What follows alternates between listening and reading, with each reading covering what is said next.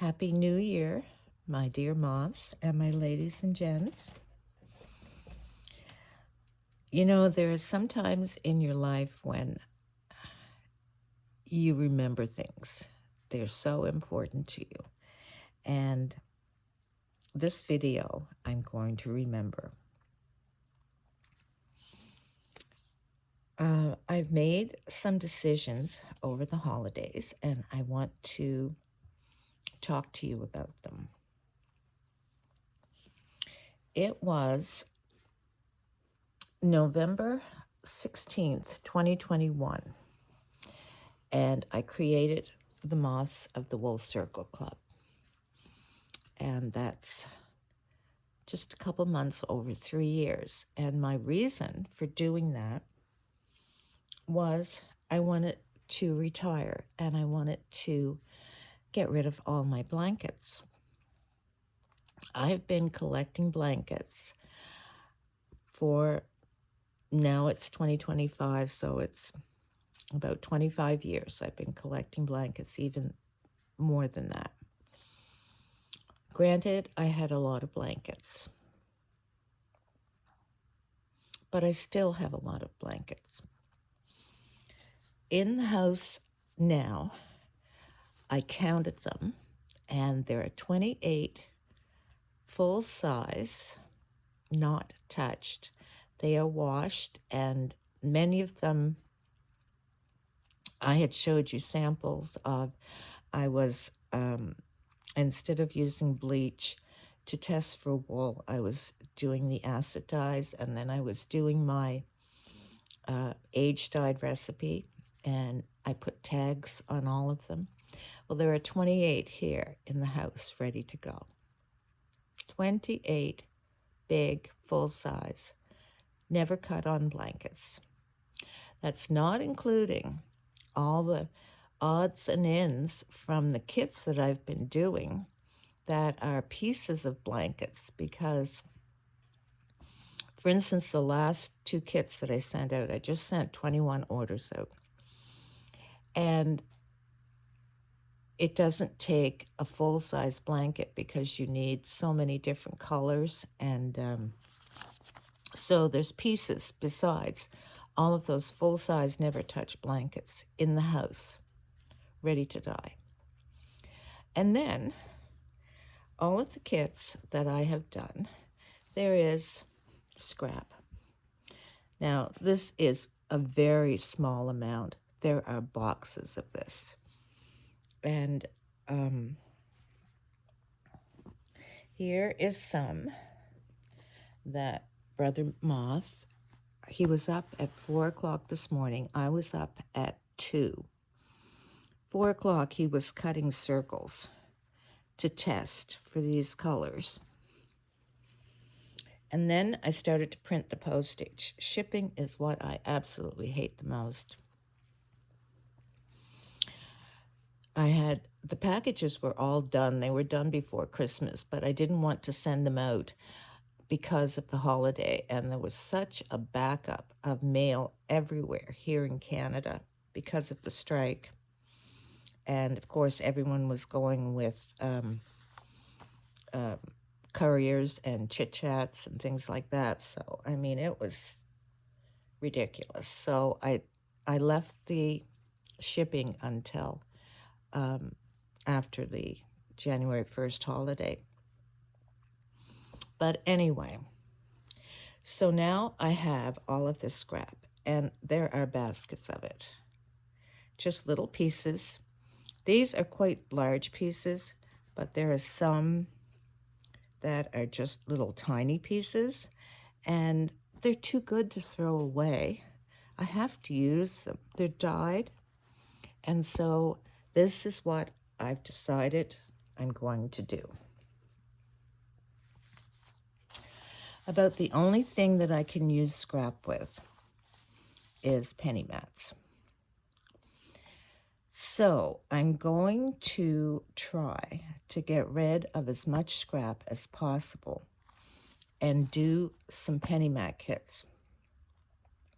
Now, the kits are not difficult to do. The 2 kits, the heart and hands and the basket that I just sent out, those are a lot of work, and they're not, they're more like production work. I dye the wool, and then I have to dye it several times because that's one of my techniques. I layer the dye to make the colors. So I dye the wool, and then I iron the wool, and then I cut the wool, and then I pack the wool, and then I cut binding, and oh, I so hate to cut binding, especially this last kit with the last 2 kits actually with that striped binding. Oh, that was difficult. And then they're packed, and then they're shipped, and then I have to print the postage, and it's like a production line. There's no creativity. There's no joy in it and excitement for me to do. And I've discovered that the reason I'm doing it is because I want to get rid of these blankets and then retire. But it's not working. It's been 3 years, and it's like the blankets are mating and reproducing. That it's just every time I get rid of some, it's just there's so many more that's there. So, I mean, there's 20 some here in the house, not to mention the scraps of wool that's not dyed, and then all of the scraps that are dyed. There's more than that. I haven't counted them in my storage here at the house. There's even more in my storage down at the old house in the village. So I have decided there is no way that I can get rid of those blankets. They're just going to be with me. They're just going to be here. And the more I try, it's just not working. So what I'm going to do is this. I officially am retired. What I'm going to do is the scrap, all of the scrap that's dyed, I will have Brother Moth cut the circles. And actually, that's a good thing because it keeps him busy in the winter months, and he can't get outside and things like that. So, and it's good to keep him busy. Trust me, it's good. So I'm going to do circles. I'm going to do some kits. Once I do some of these kits, because there's just so much nice wool that would fit with these kits. After that, I'll do a few of the kits. Kits are pretty easy to put together. And then I'm just going to have him cut the pennies, and we're going to have bags of pennies for sale. And I also have string. I have a lot of string ready to dye, and I'm just going to sell that. If there's any more scrap, I'm going to sell it in wool bundles. But this is the catch with the wool bundles. I'm not going to iron them. I'm taking them out of the dryer, bundle them up, and you need to iron them because that just defeats the purpose. So I want to go over the kits that, and there's only a few that I'm going to make. This was not the teaching mat. I don't have a picture of the teaching mat, but it's perfect for a teaching mat. And I'm going to show you. I already have that one set out, and Brother Moth has the pennies cut. And now I'll get the picture. There. Okay, I don't have these glued. I'm going to do that tomorrow morning. And as I set it out and put it together. I'm going to take photos, and then I'm going to do the teaching with the photos online, like I did a couple of the other ones. But isn't that nice? I think that's really nice. Now, as far as a teaching mat goes, it's a 1 layer, and the edge is not out here, although it could be. But you take the pennies off, you do all of this part of the mat, and once you have these all stitched, then you put your masking tape on. Make sure your pennies are all in a line, and we use masking tape for that. And then you cut along here, and then you put these pennies on. You stitch this, you cut it, blanket stitch it. Then you put these pennies on in the right place. Do your stitching, and it's done. So easy, simple to do, and I like it much better than the old teaching mat that I did. It was a candle mat. It was a smaller size. These pennies are a little bit larger. And it's pretty easy to do. It's the V-stitch, and then it's just those little stitches in the center.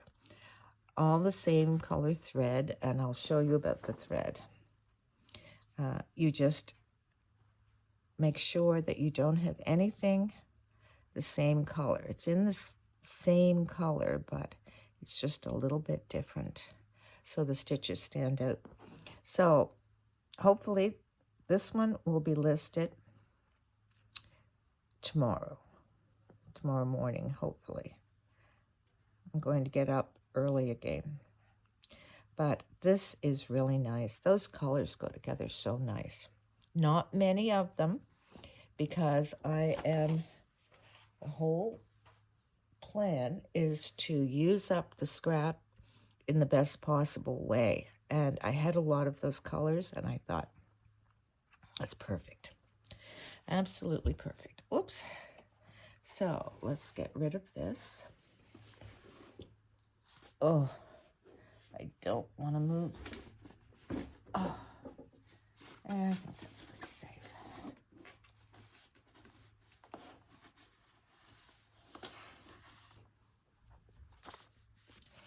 Okay, and these are some of the other ones that I'm going to do, and they're a purpose. These were probably, this is my second rug I ever stitched. So you know how long ago that is. This one was probably the third one. And with this one, I did sell kits for this one. I remember. It was a lady, Rhode Island maybe, I think. And she purchased quite a few kits because she sold them in her store. She did the mats and then sold them. Purpose of this is wool base, which uses a blanket, and I have a blanket. Wool base uses a blanket, I have a blanket. So I'm going to be doing those two. I'm not sure about this one. This is the same thing. It uses a blanket for the wool base, and then of course the tongues, which are easy because Brother Moth cuts those. And I do have gray blankets, so possibly, depending on how far I get and how fed up I get with packing and shipping. Now, these are all really good for scrap. This one, everyone seemed to like that. Wouldn't that be lovely if it was large, like this? With all of that decorative stitching, this is the problem with this one. And I enlarged it. And you can see, I don't remember what stitch that is. I have absolutely no idea. I have to sort of play around with that. Now, you notice with this one, it's puffy. That takes a certain type of wool. It has to be a very thick, thick blanket. And the penny is high. And then when you do your threads all around, it makes it puffy. So I'll see about that. I'm not sure. But if anyone knows that stitch, could you please comment and let me know so I can look it up online and figure out how to do it, because it's so nice. And the thing with this overall stitch, these are different shades of floss, but when the stitch covers, it mutes the colors of the pennies so, and the stitching stands out as part of the look of the rug, and it just looks really nice. That's really nice. This one I am definitely doing. Let's see if I can find it. Oh, really? Do I not have that? I put it on the groups, and this is what I'm going to be using. I just have to go through here. All of this scrap for. It is perfect for the colors. All muted, old.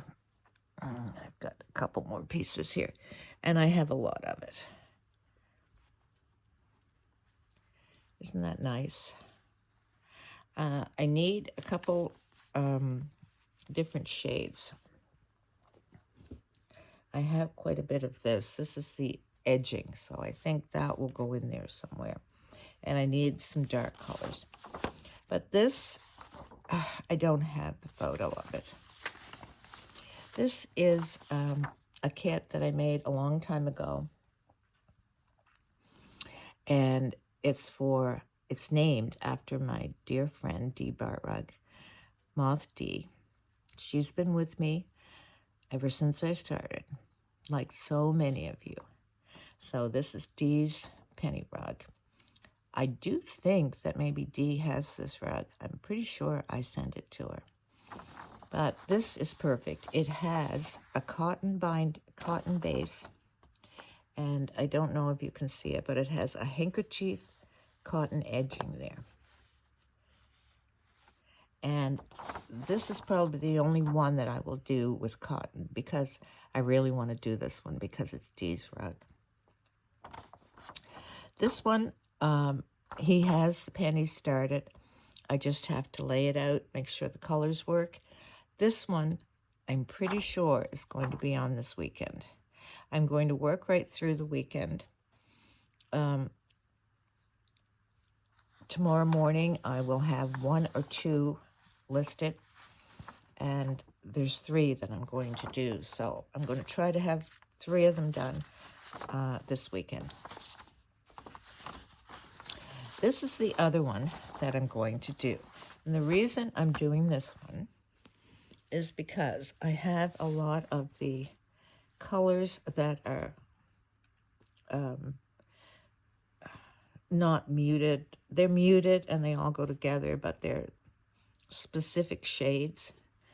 And so I needed a mat to do specifics. But there again, this is going to be a larger mat, quite large.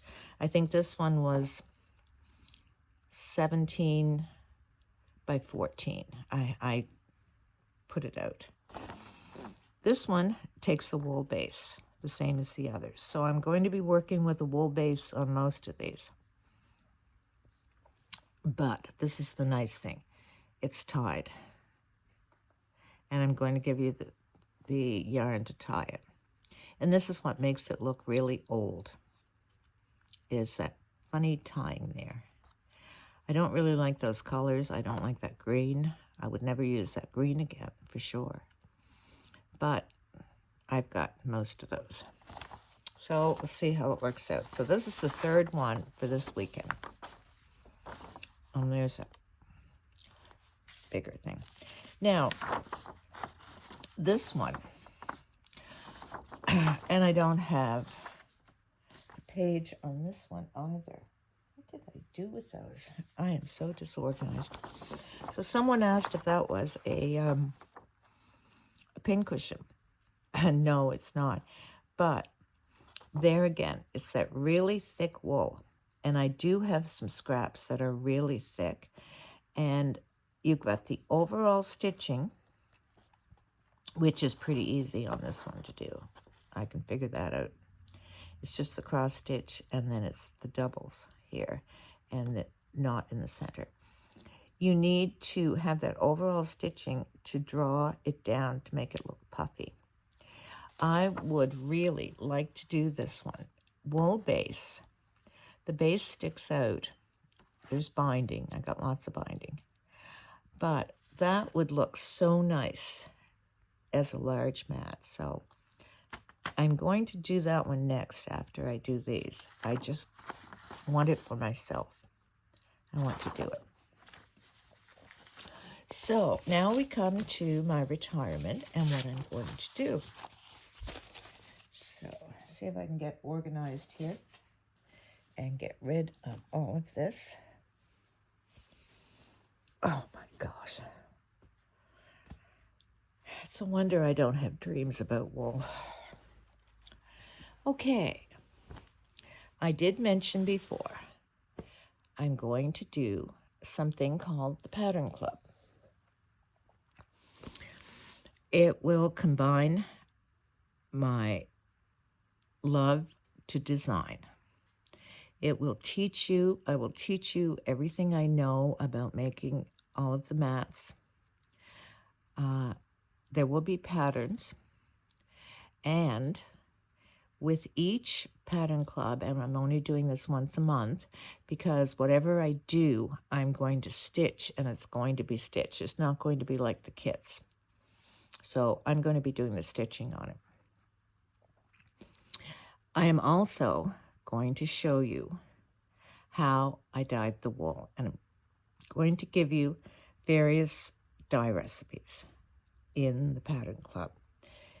It's not going to be a monthly membership or anything like that. It's just going to be patterns, several patterns, variations, and I'll show you with this one. So it's not just one pattern, it's several patterns.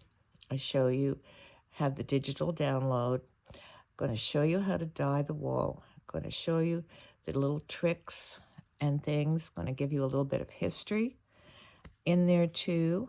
And the other thing that I'm going to do, I want to show you these. Start saving your onion skins, because the first Pattern Club, we're doing the onion dye. There are several ways that I use the onion dye, but save your onion skins, because winter is the best time. You need dark brown, like this. See that? That doesn't have a lot of dye in it. It has some, but in when they're late fall, when they first come out of the ground, they're mostly like that. They do darken, but the winter onions are absolutely the best. And make sure you don't have anything wet. Make sure there's nothing wet. It's just the dry skins. And then you just put them in a basket and let them sit out. And it's kind of decorative. The other thing that you should start looking for, it's not absolutely necessary, but it makes life a lot easier, and that is a crock pot from the thrift store. You want a very large pot, because that is the absolute best way to do your onions. It gives you more dye, and it saves on electricity for the stove, because the only other way to do it is like a roast pan or on top of the stove, roast pan really in the oven and low for hours. The crock pot is the best. Large can be an old one, doesn't have to be fancy. As large as you can get it, because eventually we're going to dye wool in that crock pot too. So, okay, this is going to be the first pattern club. And we are going to do, well, I am going to do the log cabins in wool, the same as the scrappy log cabins. I always am picking, right? Picking. Okay, so we're going to do the scrappy log cabins. We're not going to do as a traditional log cabin quilt, which is fold over. We're doing 1-inch strips, and I'm going to show you how to put it on a foundation, very similar to what they do with the crazy quilts. And then we're going to stitch it. And I'm going to do these little, where is one that I had? Can you see this one? We're going to knot it with these little pom-poms. Isn't that cute? Now, I don't like a log cabin with strips that are more than 1 inch. This isn't mine. This I got at a thrift store. But for me, those are too big. It's just too big. There's not enough visual in there with the different colors. So 1 inch is my limit. These are a little bit. They're 1 inch, but there again, the block's too small. I don't like that. We need larger blocks. And then you can do log cabin, but you just lengthen your strip. And we can do a runner. We can do things like that. But the other thing that we're going to do, or I'm going to do, this is my grandmother's fan from back in the days when I did quilts. And I am going to do probably not this size. I'll resize the pattern, but we're going to do this in wool. And then once it's done in wool, we're going to do it like a crazy quilt. And we're going to have all sorts of decorative stitches and things. Maybe something here too. And then that will be the same as my scrappy cushion, like it's 4, but you can also do it as a runner. Actually, the way we're going to do it, it's going to be similar to the quilt and go. You make the blocks.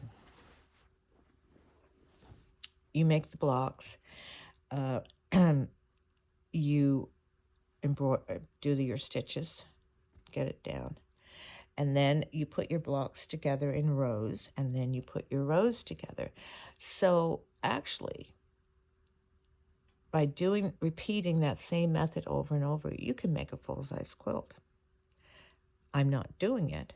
I'm going to do a large square, I think, for the center of the table. And then I'm going to change this part with the strips, and we're going to do a runner and maybe some pot holders, different variations of the log cabin because there's so many. And then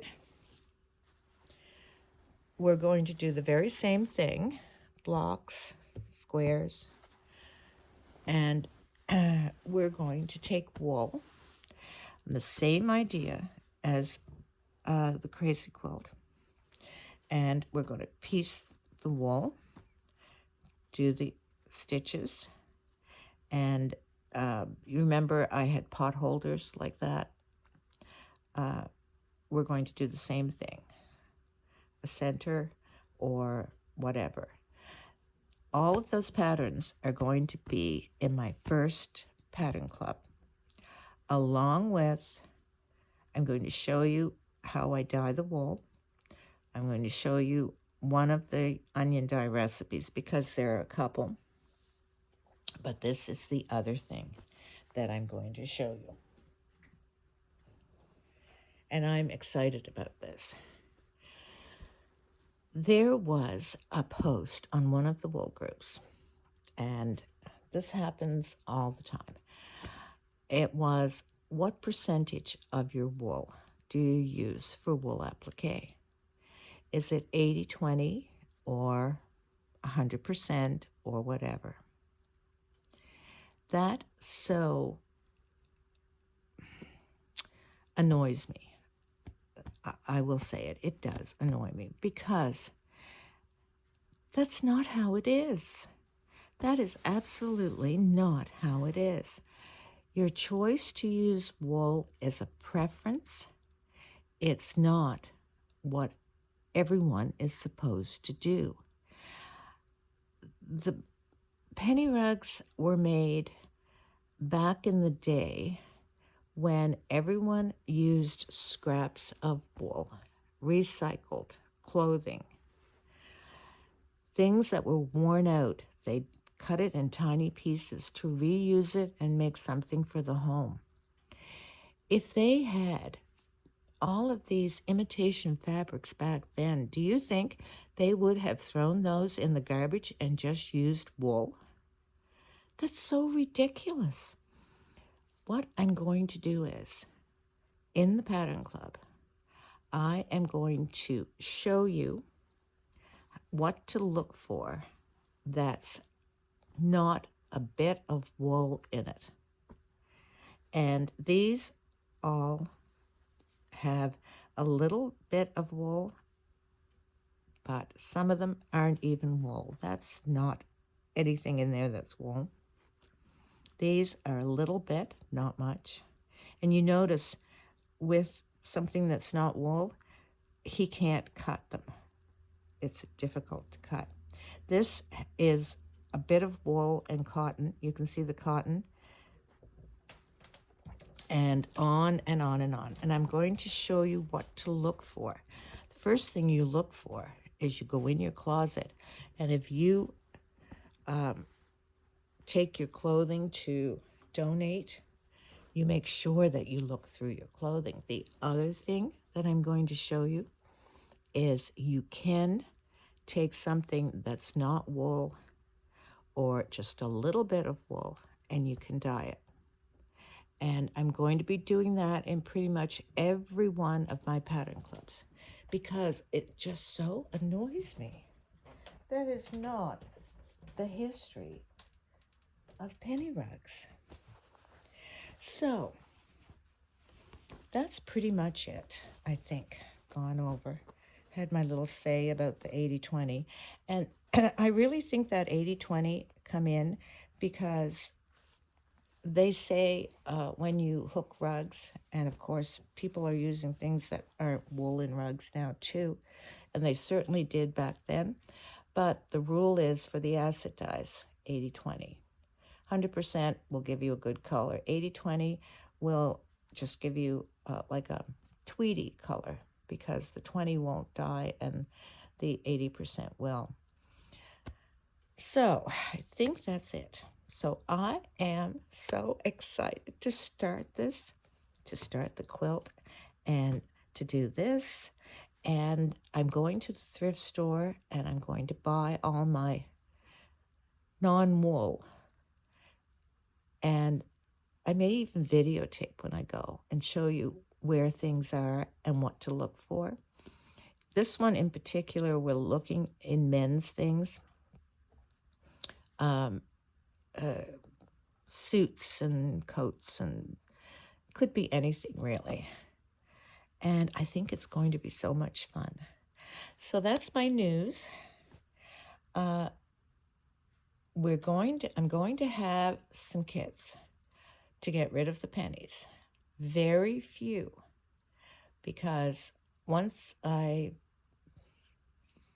don't want to do it anymore, which is going to be pretty soon, then he's just going to cut pennies, and I'll have bags of pennies. But you see, I still have to ship with that, so I don't know. With my pattern club, everything's digital. I don't have to ship. I don't have to pack. It's so wonderful. Can you tell I'm excited? Oh my gosh, I can't wait. Finally here. Finally here. Okay, well, thank you everyone. I know this is a long video again, but it's an important one. Really, really important for me. And give me suggestions, anything that you would like me to do within the Pattern Club, and, you know, things that you'd like to learn, something that you'd like to know, something that you want me to do every month in the Pattern Club. And thank you all so much. Happy New Year, everyone.